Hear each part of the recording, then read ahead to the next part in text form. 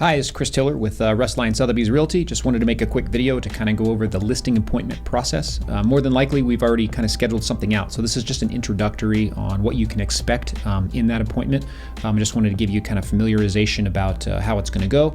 That way you can kind of generate questions beforehand so it's not a total surprise. So initially, I'm just going to walk the house. So I'm going to try to get a tour if you can. Just kind of walk me through anything that's possible. Totally understand if there's rooms that can't be viewed because of dogs, pets, sleeping kids, whatever.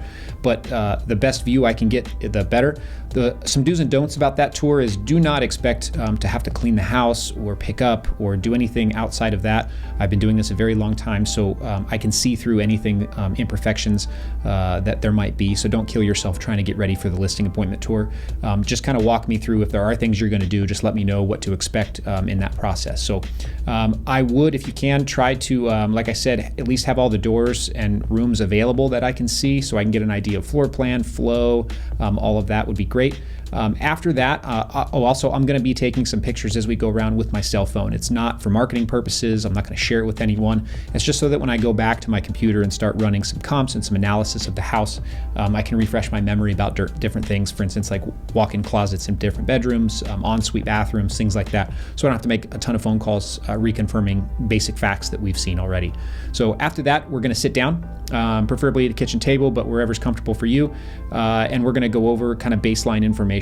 So the first thing I'm going to want to know is specific to the house. So any updates that you've done, repairs, any paperwork and documentation that you may have on hand, anything related to the house since you've purchased it. So for instance, you might have a home history book that a builder gave to you or the previous owner gave to you, any insurance information that you have about claims from different damages. Could be nothing, so I'm not expecting you to have anything, but anything that you do have would be very beneficial through the process, and we can talk about later why that helps moving forward.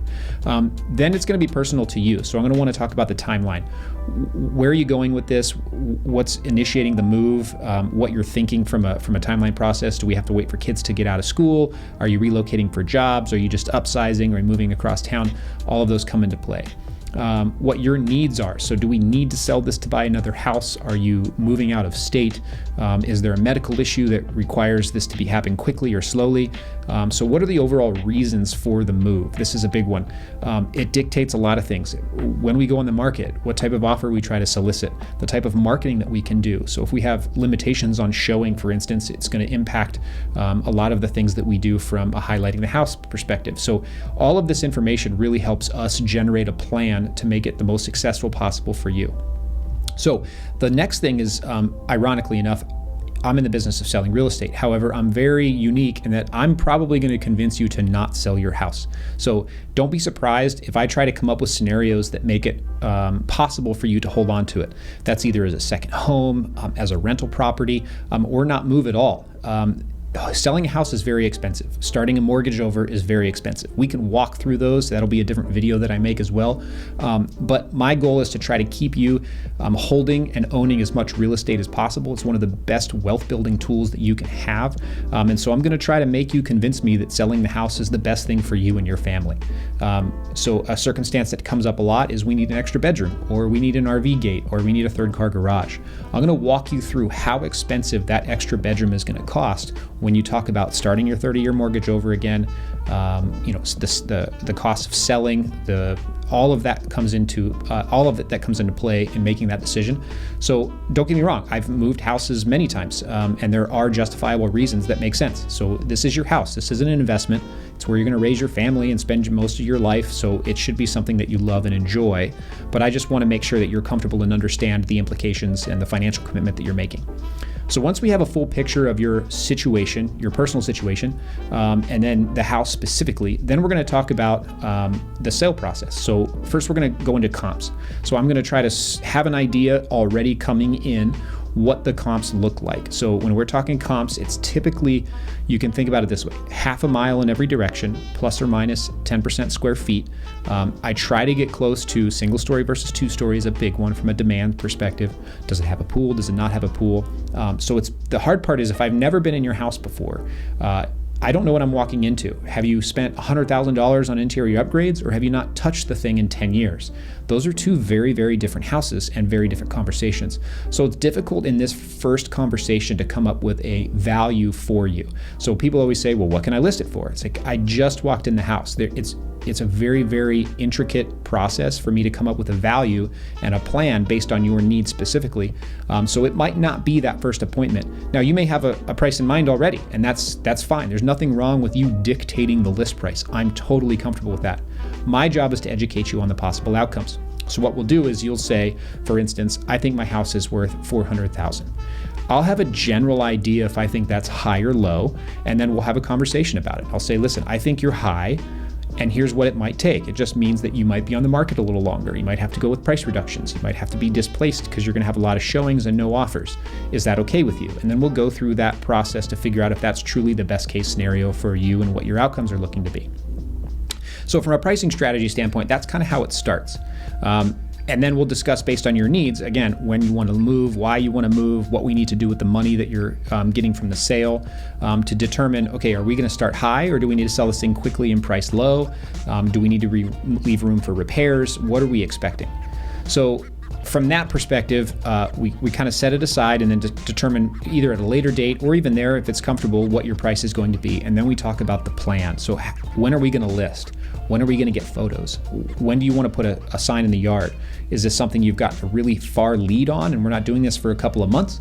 Or do you have a lot of repairs? Do you have things that are planned? Do you have kids that need to get out of school in July, August, wherever you're looking to go? So that is a big one. And then again, scheduling repairs. So what needs to be done to the house? Are you going to repaint? Are you going to get new carpet? Just general house cleaning. Are you ready now because it's spotless? So it's part of the decision making and the time frame process in order to get there and get listed.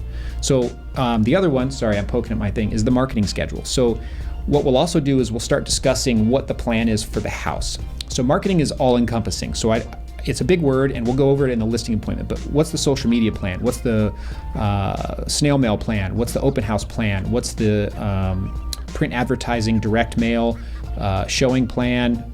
Everything that comes into play with marketing and when it's going out, again, will be relevant to your house. If you're not interested in doing open houses because you don't like the thought of, during COVID or any other particular reason, strangers coming into your house and being difficult to control, then we won't do open houses. We can do broker opens where it's just real estate agents specifically. So they're all vetted. We all show up together, leave together. So again, there's flexibility and options in the marketing depending on what's specific to you. So for instance, a good example would be South Chandler. Has a very high international buyer pool. So I say high in relative terms compared to maybe the rest of the valley, because we have a lot of engineering firms that hire a lot of engineers from, for instance, India and Asia. So they have a lot of different buyer pool activities. Santan Valley might have a lot of Canadians. So if you're not in those areas, maybe it doesn't make sense to advertise to them, and we can direct that marketing revenue towards other high productive environments. So marketing we'll go over as well on what's specific and best fit for your property and situation.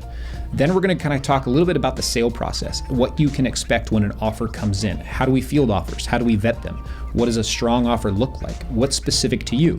Can you be a little bit more lenient in the list price, in the purchase price and negotiation to get a more specific close date? So let's say an extra $1,000 in a negotiation isn't as much to you as an extra week living in the home before you move. So a lot of those things come into play, and how we can kind of finagle those when we get these offers in on how to counter, how to negotiate, and what's important to you. So then we're going to talk about the photos appointment. So once we kind of decide the plan, what's going on, your timing, we'll just give a quick overview on the photos. So professional photography, I always use professional photography. This isn't going to be an amateur style cell phone video or anything like that. I have a very specific photographer that I consistently use. They're fantastic. I've been using them for 6, 7, 8 years now since they started. We do aerial drone photography. We do video walkthroughs, 3D scans, all of the kitchen sink we throw at it, because you never know what's going to work. So it's just better to give you all of the options possible to try to hit and get the buyer as quick as possible, and that benefits us both. At that appointment as well, I'm also going to have 2 sets of paperwork. So More than likely, I'll bring both the listing paperwork, so what it's going to take to get you on the MLS. We're not going to have anything filled out. It's just a hard copy for your records so that you can kind of review it, go over it, come up with any questions. And then that will be e-signed later, and I'll send that to you so you'll get both the digital copy and that hard copy in that initial appointment. The other set of paperwork we'll get is a contract from the buyer. So you're going to have a contract up front, so you're going to see, obviously we're not filling it in, the buyer who's making the offer is, but you're going to see what it's going to look like when it's come over, so it's not foreign. You'll know what to look for originally. I'll show you what I'm looking for. We'll walk through the paperwork process just so you kind of feel comfortable with it. And then once that kind of happens, I'm going to send you another video once we get an offer on how to negotiate, how to go on in the inspections and escrow and all those others. But that's the listing appointment. How long this whole process takes is really going to be up to you, how many questions and how in depth you want to get. If we really glance over, for instance, the marketing aspect of what I do, it can be as quick as 30 minutes. If you want to go in depth about the schedule of where I advertise, how much I advertise, how often, what goes to different social media sites, how we track the success of it, how often you're going to be contacted with success. I mean, all of those questions can go really, really deep, and it can be as much as an hour to an hour and a half. So it's, again, totally up to you. The other thing I forgot to mention is do's and don'ts. Don't feel like at all that you have to put away dogs or kids or clean up, like I mentioned, but I have 2 little children. If the silence goes on too long, I almost get nervous. So kids crawling all over doesn't bother me at all. Dogs barking don't bother me at all. Dog hair on my pant legs doesn't bother me. So don't feel like this has to be anything that's uncomfortable. This is just me coming into your house to kind of get a feel, meet you, and go over the process. So whatever's going to make you most comfortable, I will be flexible to, and I look forward to meeting you. If you have any questions in the meantime, please let me know.